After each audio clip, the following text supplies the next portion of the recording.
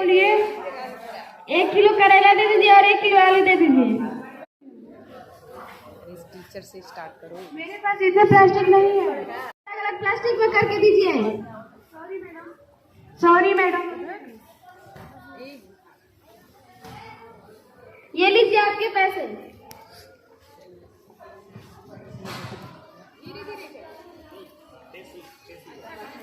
जैसा कि आप सभी देख रहे हैं, यहाँ पे जरूरत से ज्यादा प्लास्टिक का उपयोग हो रहा है,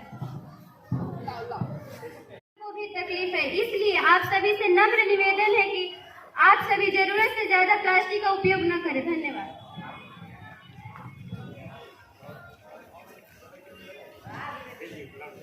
प्लास्टिक को बोलो ना ना, कपड़े को बोलो हाँ हाँ। प्लास्टिक को बोलो ना ना, कपड़े को बोलो हाँ हाँ।